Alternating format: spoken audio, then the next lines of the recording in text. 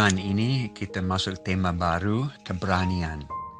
Dan hari ini karena ini sudah dekat Hari Kebangkitan Wanita Internasional, International Women's Day, kita mau melihat kehidupan Ruth, orang yang kehilangan semua yang akhirnya menjadi orang penting dalam sejarah dunia.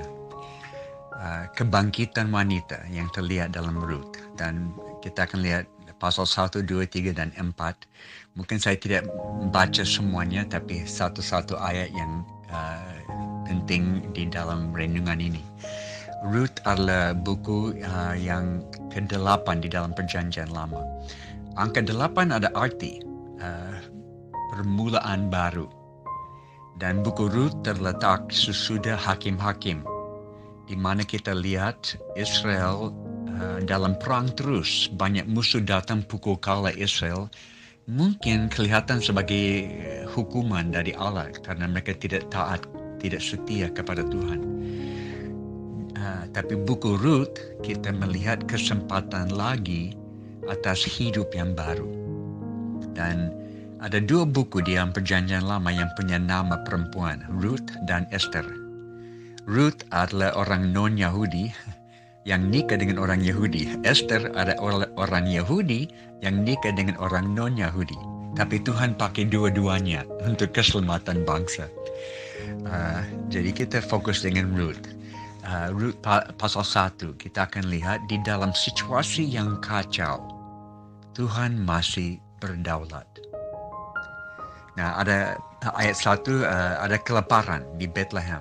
Nah, kita tahu Bethlehem artinya pondok roti. Ini satu daerah yang sangat subur, tapi ada kelaparan, ada susah. Dan mungkin ini hukuman dari Allah.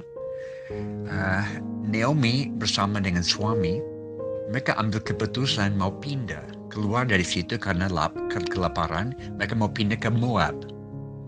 Salah. Mereka cari jalan keluar dari masalah cepat. Bukan karena Tuhan suruh. Kita juga selalu lari dari masalah. Seharusnya kita melihat Tuhan di dalam waktu yang susah. Seperti sekarang saat ini. Belajar mengandalkan Tuhan daripada hikmat sendiri. Jadi mereka pengungsian ke Moab. Mereka tidak rencana lama. Selalu pengungsi tidak rencana lama di luar, tapi akhirnya lama.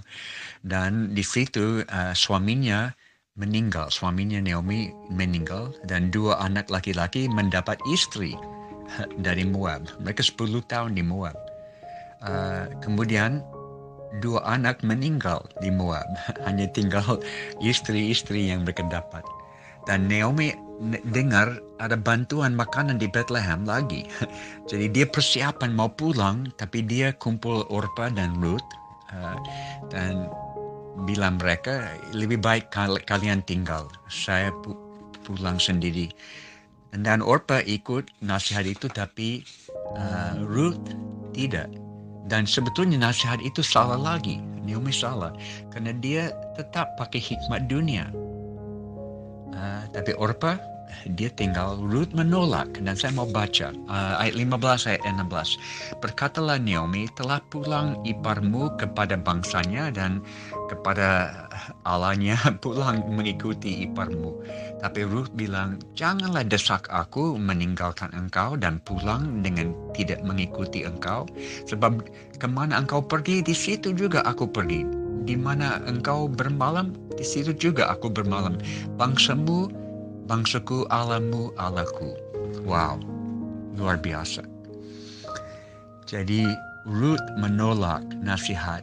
Inilah orang yang dia orang yang tertolak menurut dunia. Masa depan pasti buruk.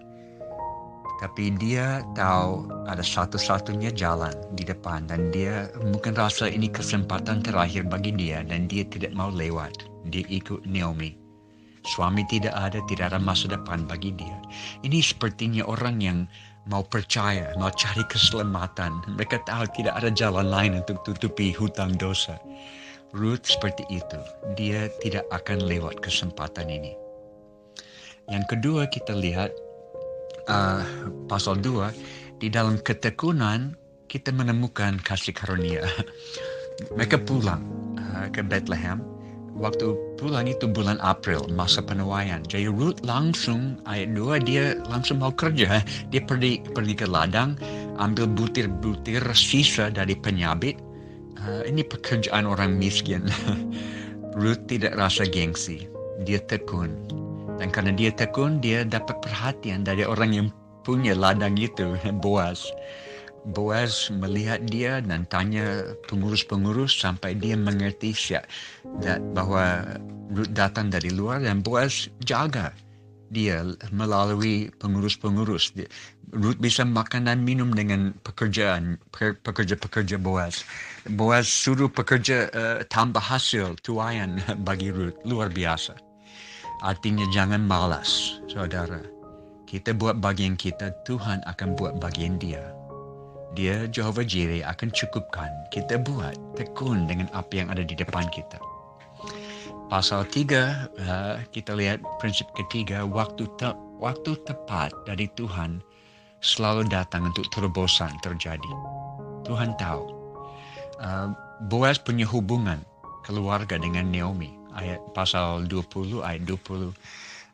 Dan menurut tradisi mereka, saudara laki-laki harus bertanggung jawab keluarga dan harta milik dari saudara lain yang meninggal. Berarti Boaz bisa dihadapkan dan diminta ambil tanggung jawab untuk Ruth. Ambil dia sebagai istri.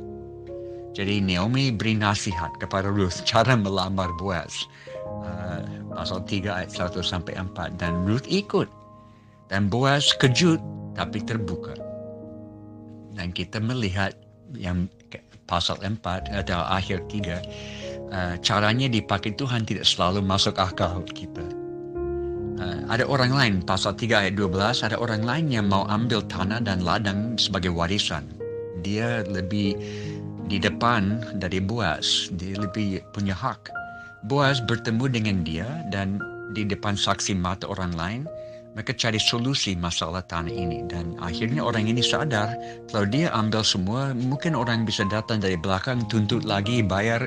Lebih baik dia menyerah kepada Boaz, dan Boaz ambil Ruth juga sebagai istri. Jadi dapat solusi. Buku Ruth mulainya dengan kematian, pemakaman, dan berakhir dengan pernikahan. Dan dari Ruth dan Boaz datang keturunan Raja Daud, dan akhirnya Tuhan Yesus sendiri. Bayangkan kalau Ruth tidak pilih mengikuti Naomi. Kalau dia tinggal di Moab seperti Orpa, dia tidak akan menemukan masa depan yang cerah ini. Orang yang kehilangan semua dipilih Tuhan. Dan kita harus menjadi seperti Ruth. Dan ini pesan untuk semua wanita yang minggu ini dengan Hari Kebangkitan Wanita, tapi juga untuk laki-laki bisa belajar juga. Jadi seperti Ruth, beberapa prinsip di dalam situasi yang kacau, selalu lihat di belakang layar bahwa Tuhan masih berdaulat. Kedua, kita pilih untuk mengikuti firman Tuhan. Bukan ikuti nasihat dunia, bukan tradisi masyarakat, ikuti firman Tuhan. Ketiga, di mana Tuhan ada, kita mau di situ. Tuhan menjamah orang dalam kesusahan. Dia ada bersama kita. Yang berikut, siap lawan arus umum dari dunia. Cara kita melayani orang dalam kesusahan bukan menurut dunia. Kita tahu banyak korupsi di dalam pelayanan sosial atau seperti pengungsi. Melayani dari hati, bukan karena ada uang. Dan terakhir, bertekun seperti Ruth. Sampai terobosan terjadi. Jangan stop. Karena ini gaya hidup kita. Mari kita belajar dari Ruth. Orang yang tertolak, orang yang dianggap dari dunia tidak punya apa-apa. Tapi dipakai Tuhan dengan luar biasa. Bangkitlah semua perempuan, bangkitlah semua laki-laki juga. Tuhan menyertai kita.